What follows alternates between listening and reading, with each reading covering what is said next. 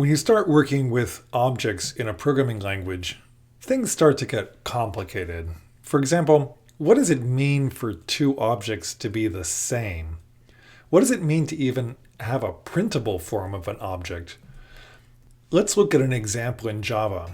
I'm going to take two arrays, x and y, and I'm just going to draw out what the state of the machine looks like.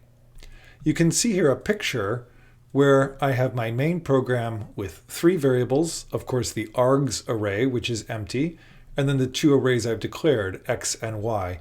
Each of these has integer values in them, 11, 21, 31. And the question I'm asking is, are these equal? And of course the answer here is both yes and no. Are they the same object? No, they're not. But do they contain the same values? Yes, they do. Java gives us ways to answer this question in both forms. First of all, we have the equals operator. In Java, the equals operator always tests object identity at object types. Java also provides us with an equals method. And the equals method does different things depending upon the type of object that we're looking at. For arrays, the equals method is identical to the equals operator. And therefore, in this case, you can see the equals method, regardless of how it's invoked, is going to give me false, just like the identity does.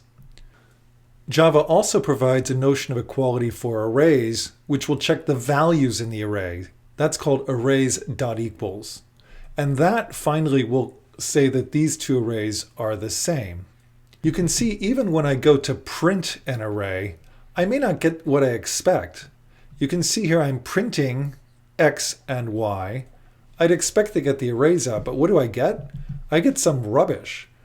What does this mean? Well, this is indicating to us the type of the object. It's an array of integers, and then it's printing out something called its hash code, which more or less you can imagine is somehow related to its position in memory. And you can see that these two objects are indeed at different positions in memory. But they do contain the same values, so eventually we can find some notion of equality which will equate them. What's going on here is the equal operator in Java checks object identity on object types. That is, the two operands refer to the same object. Or even more concretely, the two operands evaluate to the same address in memory. Unlike some other languages, you cannot change the meaning of any operator in Java, and therefore this double equals or the equal operator always means identity at object types. But objects also have an equals method, and the behavior of the equals method can vary from class to class. The default method, which is defined at java.lang.object, it is just like identity, but some of the built-in classes override this to check value equality rather than object identity. Java also provides some handy utilities, such as the utilities in java.util.objects. If you want to see the code related to these, you can actually find it in Eclipse. What you can do here is pull up the file, click on the method you're interested in, then go to the Navigate menu and say Open Declaration. There's also a shortcut for that. And Eclipse will open up the source file containing that method declaration. You can see what equals does here. It's using the short circuit OR operator. Remember, the OR operator here will only evaluate the right-hand side if the left-hand side is false. So in this case, we're checking first if A is equal to B. Those are our operands. So if A and B are the same, we'll return. Note that that will work also if A and B are both null. So if A and B are both null, they'll be the same, and so we'll return. If they're not equal, at least one of them must be non-null. So what happens is we check for the nullity of A. If A is not null, then we can simply return the result of calling the equals method of A on argument B. In the case that B is null, the equals method will always return false. You can see the asymmetry of the dot equals method by looking at how it behaves with respect to null. Suppose I have an object that holds some value and I have a null reference. I can definitely ask, does the object equal null? And the answer will always be no. However, if I reverse the question, I'll get a null pointer exception because x is null. Objects.equals is a safer method because it checks for nullity of both of its parameters. Java provides a top-level class called object, and you can instantiate new objects. They don't mean very much, and they don't have very many interesting fields, but we can actually check them to see if they are the same object or if they're somehow equals to each other. And you can see here that objects in the object class are compared with the equals method in the same way we compare object identity. What about strings?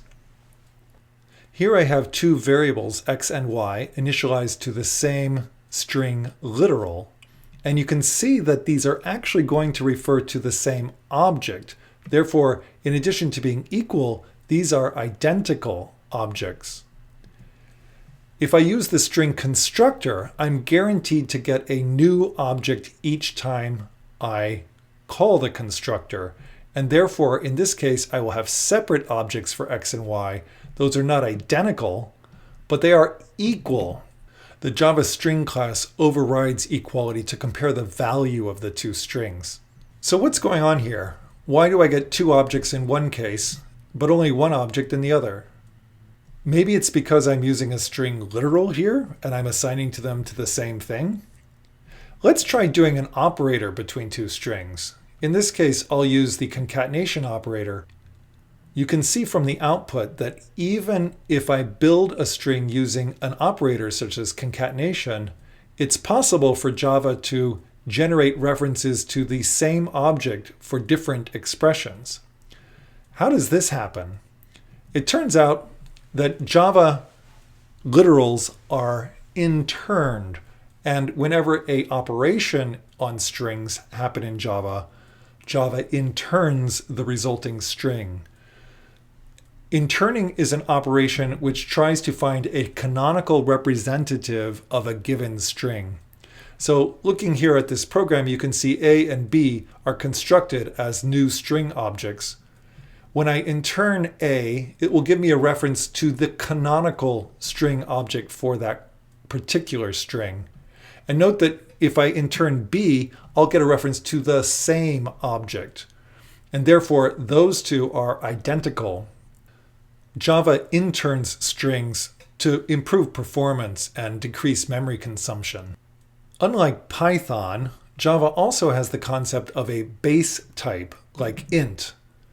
And ints are dealt with differently from object types. For base types, the value of the type is stored directly in a variable. So my main method here has three slots, one for x, one for y, one for args. Args holds a pointer to an object, a reference to an object, but x and y don't. They hold values directly. This is the binary representation of the number 3000. And you can see when I test for equality here on base types, Java is always just checking whether or not the two values are the same. For each base type, Java provides a corresponding object type. For ints, the corresponding type is integer. If you assign an int value into an integer, Java creates an object for you. In this example, I've done two such assignments, and Java has created two objects. Note that the objects are independent in this case.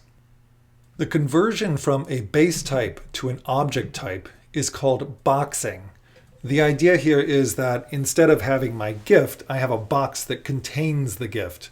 That's the reference to the number. So hello here does not actually hold on directly to the numbers 3000 like it did with base types. Instead, it has a reference to those numbers, and those numbers themselves are stored in objects. These are thought of as boxes.